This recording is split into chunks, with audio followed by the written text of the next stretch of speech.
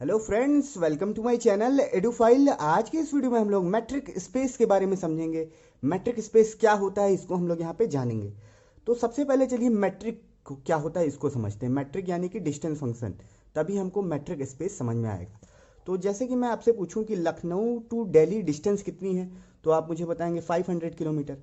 और अगर मैं रिवर्स पूछूं दिल्ली टू लखनऊ कितनी होगी, तो क्या ये -500 किलोमीटर होगी? आंसर होगा नो। डिस्टेंस कभी भी निगेटिव नहीं होती, हमेशा क्या होती है, पॉजिटिव होती है। तो इसीलिए यहाँ पे -500 किलोमीटर नहीं होगा, बल्कि 500 किलोमीटर होगा दिल्ली से लखनऊ की भी डिस्टेंस। अगर मैं आपसे पूछूं कि 7 और 2 के बीच की डिस्टेंस कितनी है, तो आप कैसे बताएंगे? आप इस तरीके से बताएंगे, 7 - 2 = 5 करके बताएंगे। और अगर मैं पूछूं 2 से 7 के बीच की डिस्टेंस कितनी है, तो 2 - 5 ऐसे करके आप क्या बताएंगे? नहीं। तो ये क्या हो जाएगा, गलत हो जाएगा। सॉरी, यहाँ पे 2 - 7 = -5 बताएंगे? नहीं, ये गलत है। तो डिस्टेंस क्या करना है, हमेशा आपको पॉजिटिव लेना है। जैसे कि मान लीजिए 2 पॉइंट की डिस्टेंस है एक्स वाई, तो इसको हम लोग डिफाइन करते हैं मॉड ऑफ x - y। यानी कि अगर निगेटिव भी होगा तो यहाँ पे मॉड की वजह से क्या हो जाएगा, पॉजिटिव हो जाएगा। तो इस तरीके से आप डिस्टेंस को डिफाइन करेंगे।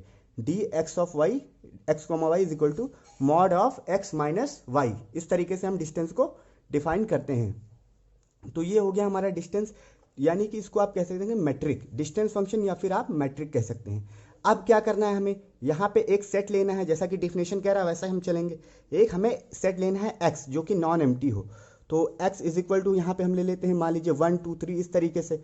अब फॉर सिंप्लिसिटी हम लोग यहाँ पे लेते हैं x = x y z, इस तरीके से 3 एलिमेंट का हमने लिया है।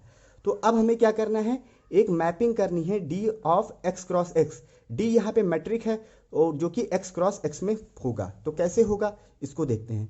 तो हम इस तरीके से यहाँ पे लिखेंगे x y z और हमें क्या करना है, इसका इस तरीके से x हो जाएगा, यहाँ पे x y हो जाएगा, और यहाँ पे x z हो जाएगा। और इसका आप करेंगे तो होगा y x, y and y z। और इसका आप करेंगे तो हो जाएगा z x, z, y और z, इस तरीके से ऑर्डर्ड पेयर हम बनाएंगे। कैसे बनाएंगे, x क्रॉस x करके। तो इस तरीके से हम लोग x क्रॉस x करते हैं। एक x नॉन एम्प्टी सेट हमने लिया है x y z, जिसमें हमने क्या कर दिया, x क्रॉस x, मतलब कि x के एलिमेंट को x के एलिमेंट से मल्टीप्लाई कर दिया, तो हमें क्या मिल गया, ऑर्डर्ड पेयर। भैया जब आपके पास 2 पॉइंट होंगे तभी तो आप डिस्टेंस निकाल पाएंगे। एक पॉइंट अगर होगा तो आप कैसे डिस्टेंस निकालेंगे, नहीं निकाल पाएंगे। तो इस तरीके से हमने ऑर्डर्ड पेयर बनाया। पूरे डिफिनेशन के हिसाब से हम चल रहे हैं। एक हमने नॉन एम्प्टी सेट x लिया और x क्रॉस x कर दिया सच दैट जिसमें हमारा d डिफाइंड हो, और ये जो सेट होगा वो रियल होगा। कैसा सेट होगा, रियल होगा। अब d जो होगा, मैपिंग हम करेंगे d x cross x। Mapping समझते हैं आप क्या होता है? जैसे कि मान लीजिए x y z है, जैसा कि कार्टेशियन प्रोडक्ट होता है वैसे ही मैपिंग होता है। x y z है हमारा इस तरीके से, तो x y z का मैपिंग आपको x y z से ही करना है यहाँ पे, यानी कि ये इस तरीके से, इस तरीके से। तो ये कार्टेशियन प्रोडक्ट ही होता है आपका। ये मतलब ये तीनों में देख सकते हैं आप, x x x y x z, y x y y y z, तीनों में होगा इस तरीके से।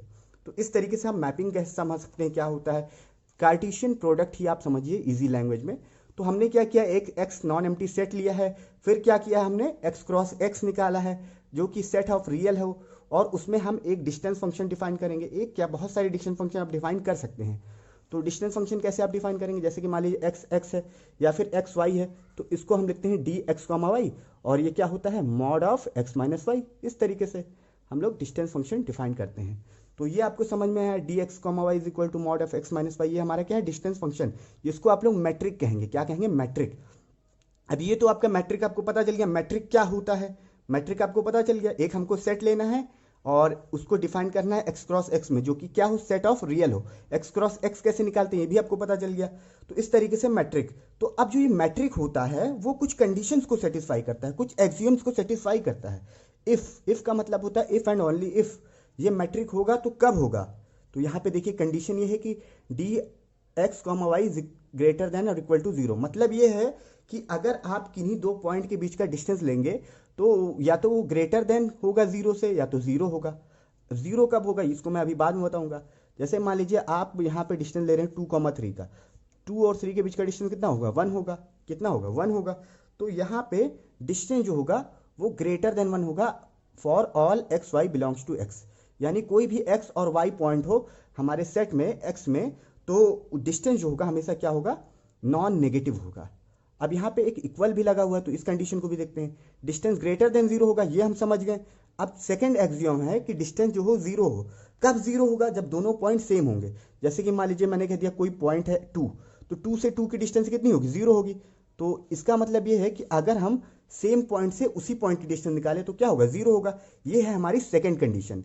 डिस्टेंस जीरो होगा कब होगा, जब पॉइंट क्या हो, सेम हो, कोइंसाइड करते हो पॉइंट। जब पॉइंट ही सेम होगा तो डिस्टेंस क्या होगा, जीरो होगा। और कोई अलग अलग पॉइंट का आप डिस्टेंस लेंगे तो क्या होगा, पॉजिटिव होगा, यानी कि नेगेटिव नहीं होगा, डिस्टेंस पॉजिटिव होगा। और जीरो कब होगा, जब पॉइंट ही सेम हो। अब थर्ड एक्सियोम को समझते हैं, d x comma y is equal to d y comma x. इसका मतलब ये है कि अगर आप x की y से डिस्टेंस ले तब भी आपको सेम डिस्टेंस मिलेगी, या फिर आप y की x से डिस्टेंस ले तब भी आपको सेम डिस्टेंस मिलेगी। सिमिट्री प्रॉपर्टी इसको कहते हैं। क्या कहते हैं, symmetry property for all x y belongs to x, यानी कि कोई भी एक्स वाई पॉइंट जो हो x में बिलोंग करता हो उसके। अब फोर्थ क्या है, इसको समझते हैं चलिए।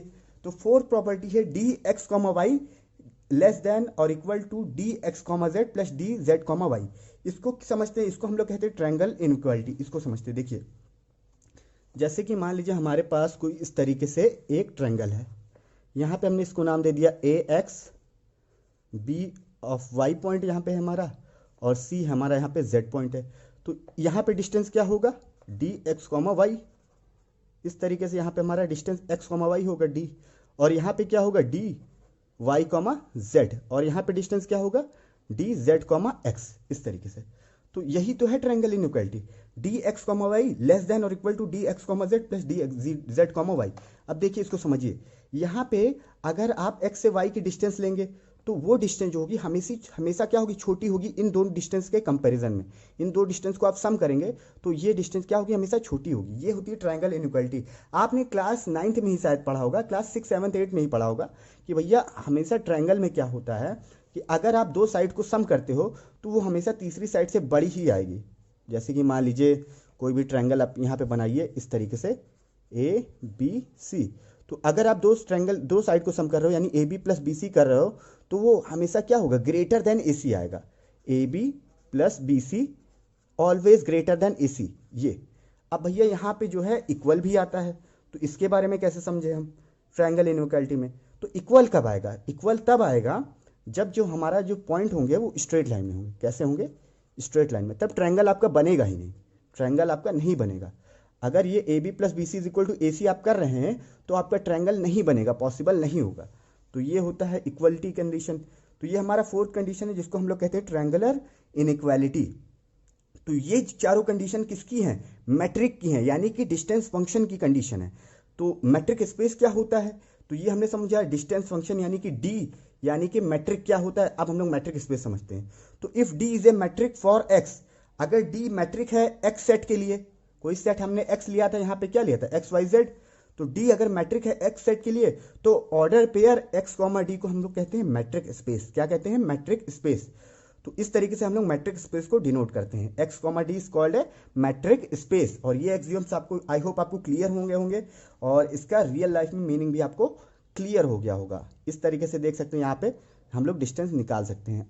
यहाँ पे सेम पॉइंट पे डिस्टेंस निकालेंगे तो आपको 0 मिलेगा, और अलग अलग पॉइंट पे डिस्टेंस निकालेंगे तो आपको कुछ ना कुछ वैल्यू मिलेगी पॉजिटिव। तो आई होप ये आपको मैट्रिक स्पेस का वीडियो क्लियर होगा। इस वीडियो में इतना रखते हैं, आगे की वीडियो में कुछ और इंपॉर्टेंट टॉपिक डिस्कस करेंगे। वीडियो देखने के लिए थैंक यू सो मच।